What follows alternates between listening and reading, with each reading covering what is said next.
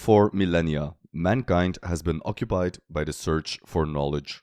Throughout the ages, the greatest minds of humanity have dedicated their lives to the relentless pursuit of truth. But is there such a thing as too much truth? Are there things we would rather not know? Is the warm comfort of the illusion preferable to cold, naked reality? What if, in our search for knowledge, we find things we'd rather not find, learn things we'd rather unlearn? Can philosophy kill you? Heinrich von Kleist was a German poet, playwright, and author. He's not well known in the English-speaking world, but in Germany his writings have had an enduring influence. The Kleist Prize is named after him, a prestigious annual literature award that comes with 20,000 euros in prize money. The work of Kleist is notoriously difficult to categorize. Standing with one leg in the Age of Enlightenment and with another in the Romantic era that opposed that Enlightenment, fellow writer Thomas Mann is quoted as saying that Kleist cannot be categorized, that he stands in a league of his own. To illustrate his importance in German literature, let's take a look at his entry in the Encyclopaedia Britannica. Kleist's whole life was filled by a restless striving after ideal and illusory happiness, and this is reflected in his work. He was by far the most important North German dramatist of the Romantic movement, and no other of the Romanticists approaches him in the energy with which he expresses patriotic indignation. Kleist's life was indeed filled by a restless striving for happiness, a search that left him deeply unsatisfied. He met a woman named Henriette Vogel, with whom he shared a deep friendship and possibly love. One day, the couple took from Berlin to Wannsee. Upon arrival, Kleist took out a loaded gun, killed Henriette, then turned the gun on himself. This was planned by both of them, as their farewell letters show. These letters have become famous writings in their own right, and the sudden murder-suicide added to the legend of the young, promising writer Heinrich von Kleist. He was 34 years old. A later autopsy revealed that the constantly sick Henriette Vogel in fact suffered from cancer. What was the reason for this sudden and tragic end of Kleist? Was he simply an example of the stereotypical tortured artist? Many theories have been proposed over the years, most of them speculation. But one possible explanation is to be found in Kleist's intellectual endeavors. You see, in 1801, 10 years before his death, he first became acquainted with the work of a philosopher by the name of Immanuel Kant. The influence of Immanuel Kant really cannot be overstated. In 1781, his Critique of Pure Reason is published. While it went unnoticed in the first 10 years or so after its publication, it would soon cast a shadow over all of Western philosophy onwards. In the book, Kant sets out a critical examination of reason. He wants to explore and delineate its limits. The book deals with questions such as what can we know and is metaphysics possible? Regarding the latter question, Kant's answer is negative.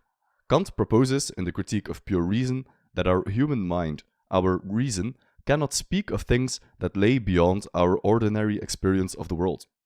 But speculation on what lies beyond our ordinary experience is precisely what defines metaphysics. Kant made a famous distinction between the world of our everyday experience, the phenomenon, and the world as it is in itself, the noumenon. The thing in itself, or the noumenal world, is the world as we try to imagine it, completely stripped away from our perceptive experience of it. But this imagination is simply impossible. We literally cannot imagine such a thing, because as humans, we are rational creatures and we cannot step outside of our mind and look at things through a non-human, non-mental lens. And because all knowledge is ultimately mediated through our mind, that is to say, through our reason, Kant's grand conclusion is that a true metaphysics is impossible. We can know that a thing in itself must exist, but we cannot say anything definite about it. As he himself puts it in another work, we cannot, indeed, beyond all possible experience, form a definite notion of what things in themselves may be. What lies beyond all possible experience is a big question mark, an impenetrable fog, a great mystery. Kant critically examined reason, but in doing so, he inflicted a great deal of harm on tightly held beliefs that had been part of the Western tradition for millennia. Moses Mendelssohn, a contemporary of Kant, famously gave Kant the title of All-Destroyer. Now we see what he meant by this. Kant shook the philosophical foundations of the entire tradition to their core by convincingly arguing that our reason is simply unfit to make definite statements about the thing in itself. Kant destroyed the possibility of metaphysics. It's not all bad news, however. Kant also, quote-unquote, saved the possibility of scientific knowledge. In short, he destroyed metaphysics, but saved science. Kant's argument is that our reason is fit to deal only with objects of experience, so that includes the material world. But the price we pay for this philosophically sound foundation for science is that we have to give up on a different philosophical treasure, the foundation of metaphysics. Metaphysics, literally meaning beyond physics, is about abstract concepts of thought. It does not deal with things that can be experienced or perceived. And, Kant concluded, our reason is unfit to make a judgment about things that are not part of our experience. What's worse, Kant does not say that metaphysics doesn't exist, rather only that knowledge of this metaphysics is not possible. Kant readily admits that there is such a thing as the world in itself, but that's all we can say about it. We literally cannot go further than this. This is where philosophy ends. Scientific knowledge may reach as yet unattained heights, but no single step in the metaphysical domain would be thereby taken. A complete theory of everything, the holy grail of physics, would certainly be an achievement, but it would be a physical achievement, not a metaphysical one. As Schopenhauer puts it, but however great are the advances which physics may make, not the smallest step towards metaphysics is thereby taken, for all such advances will only perfect our knowledge of the phenomenon, while metaphysics strives to pass beyond the phenomenal appearance itself to that which so appears. And if indeed it had the assistance of an entire and complete experience, it would, as regards the main point, be in no way advantaged by it. Nay, even if one wandered through all the planets and fixed stars, one would thereby have made no step in metaphysics. Advances in the sciences are no substitute for metaphysical knowledge, because in the Kantian worldview, material reality is only the husk, not the true kernel of knowledge. So we can only study the husk, not the kernel. True knowledge, knowledge about the world as it really is, must necessarily, by the cold force of logic and reason, be forever unknown to us. I'm hammering the point home because it's really important. Schopenhauer called Kant's distinction between the phenomenon and the noumenon his greatest achievement for a good reason. And for the unacquainted reader or viewer of these videos, it's a difficult concept to wrap your head around. But more importantly, Kant's philosophy helps us understand the lamentable fate of Heinrich von Kleist. Recall the Encyclopedia Britannica entry we quoted earlier. It mentioned how Kleist's short life was characterized by a restless striving for ideal and illusory happiness. We also mentioned how Kleist stands with one foot in the Age of Enlightenment and with another in the Age of Romanticism. Throw some Kantian philosophy into the mix, and we can start to formulate a clear picture as to what could have happened to him. As a child of the Enlightenment, Kleist believed that reason would provide answers for the deep questions of life. It was an age of unprecedented progress. Philosophy seemed to free itself from the dogmatic shackles of scholasticism and theology, and the sciences made leap after leap, invention after invention. Optimism reigned. Armed with reason, mankind could reach the stars. Why should our knowledge be limited? In the clear light of reason and the combined efforts of mankind putting their heads together, no question would be unanswerable. The philosophical holy grail seemed to be within grasp. The answer to life, the universe, and everything lay there, just for the taking. Soon enough, Kleist must have thought, his quest for happiness and fulfillment would come to an end. However, on a fateful day in 1801, he read a few pages by Immanuel Kant, the all-destroying Kant. Kant put reason under a microscope and had some sobering conclusions in store for us. Reason might be the backbone for our future science, but with regards to metaphysics, reason had to be silent. Mankind had to be silent. A definite answer would never come, and any answer that had been proposed in the past, like religion, for example, had also come under suspicion now. Kant had made the kernel of reality permanently unreachable. We would have to make do with a mere husk. Mankind would be forever doomed to stay on the surface and never investigate the core. This insight must have flipped Kleist's world completely on its head. Here he was, full of youthful optimism, convinced that in this golden age for mankind, in due time, reality would hold no more secrets. Yet here was Kant, who, with the cold logic of the syllogism, proved beyond a shadow of a doubt that our reason had its limits, and what's worse, its limits are about the most important questions of all. Kleist's world was shattered. My sole and highest goal has vanished. Now I have none. Kleist had taken Kant's message to heart. He accepted that Kant was right, and that a true metaphysics was impossible. Mankind was searching for the impossible, a structure for meaning in life. Historians have called this moment Kleist's Kant crisis. Most books about the subject will tell you that Kleist's conclusions are wrong, that he misinterpreted Kantian philosophy, that he perhaps didn't understand Kant's works. After all, isn't Kant a champion of the Enlightenment? Didn't he offer a definition of enlightenment, sapere aude, dare to think, which is still used to this day? Isn't Kant's preoccupation with reason precisely what defines the enlightened quest for truth? Reason as opposed to faith. Thinking for yourself as opposed to dogmatism. The answer is not so simple.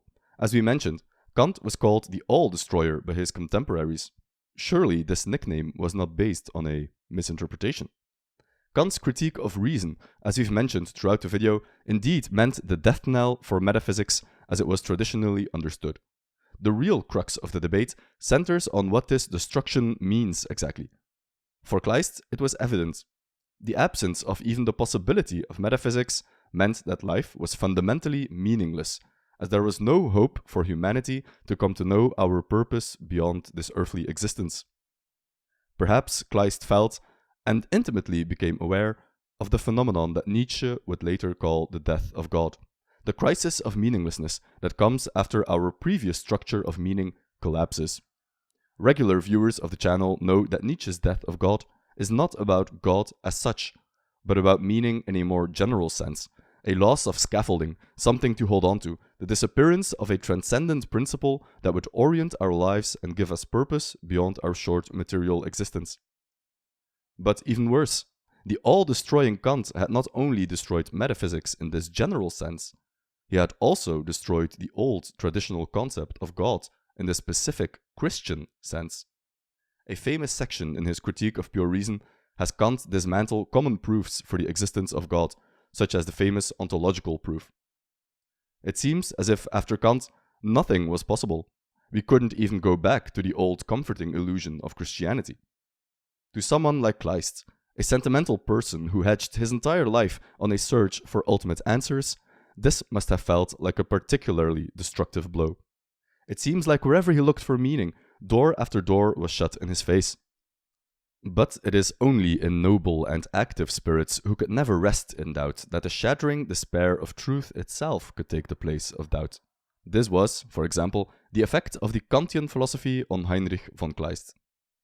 It was only a short time ago, he writes in his poignant way, that I became acquainted with the Kantian philosophy, and I will tell you my thought, though I cannot fear that it will rack you to your inmost soul as it did me. We cannot decide whether what we call truth is really truth, or whether it only seems so to us. If the latter, the truth that we amass here does not exist after death, and all our struggle to gain a possession that may follow us even to the grave is in vain. If the blade of this thought do not cut your heart, yet laugh not at another who feels himself wounded by it in his holy of holies. My one highest aim has vanished, and I have no more. In his despair and helplessness, he took the only path that seemed available to him, and he took his own life. What does this mean for us? Is the story of Heinrich von Kleist a cautionary tale on the dangers of venturing too deep into philosophy? Unfortunately, Kleist's story is not the only one of its kind. Philipp Meinlande famously took his own life after reading Schopenhauer. If anything, Kleist was simply ahead of the curve.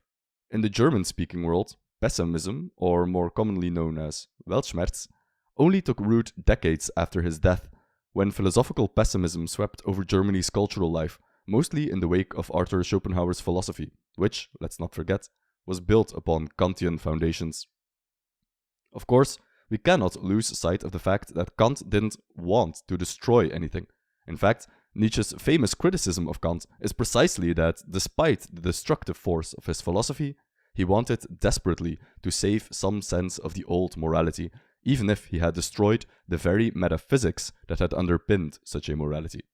That's why Nietzsche accused Kant of having theologian's blood, in other words, of being a Christian in disguise. In Nietzsche's estimation, Kant's philosophy seemed only to be destructive on the surface. When it's more closely examined, Nietzsche saw in Kant a backstairs philosophy leading straight back to the old ideal. And Schopenhauer, who accepted Kant's destruction of the old metaphysics, argued that Kant overlooked something he called the will, and through Schopenhauer's metaphysics of this will, he would arrive at a metaphysics and morality that is strangely reminiscent and in agreement with much of Christianity. Nietzsche's role in the story, then, was that he viewed himself as the first philosopher who would bravely venture straight away from the old ideal, and take this Kantian destruction really to heart, and see where it leads without having a personal attachment to Christian ethics that seemed to keep both Kant and Schopenhauer in Christianity's orbit. They are rid of the Christian God, and therefore think it all the more incumbent upon them to hold tight to Christian morality. As for us, we act differently. When we renounce the Christian faith, we abandon all right to Christian morality. This departure from Christian morality is Nietzsche's starting position. We can only wonder and speculate what Heinrich von Kleist would have thought about Nietzsche's philosophy if he had been alive long enough to read it. Or Schopenhauer's philosophy, for that matter. Arthur Schopenhauer would reach the height of his fame and influence in half a century after von Kleist's demise. Ironically, it would introduce philosophical pessimism to the German world, but Schopenhauer also offered an escape out of despair, the renunciation of the will, the life of the ascetic. Schopenhauer thought Kant had made a mistake in neglecting the will, and by putting the will back into philosophy, Schopenhauer tried to save metaphysics, at least temporarily. One wonders if reading Schopenhauer's philosophy, which first appeared in print only 6 years after Kleist's death, might have saved his life and given him a renewed appreciation for it. Schopenhauer would have told him that life is suffering, a hellish torment, a short lightning bolt between two eternities. But that the world is horrible and that suffering is inescapable was never the source of Kleist's despair. The meaninglessness of it all was. And Schopenhauer could have given him that meaning, something to hold on to when facing the abyss. So yes, maybe philosophy can end up killing you, but it can also save you. Thank you for watching. These long videos wouldn't be possible without the support of our generous patrons. If you want to support the work we do on the channel, please consider joining their ranks. We regularly post exclusive video content that might not be a good fit for YouTube. Another great way to support us is to like, comment, and subscribe. It really does help to have these videos reach more people. Again, thank you for watching, and we'll see you in the next one.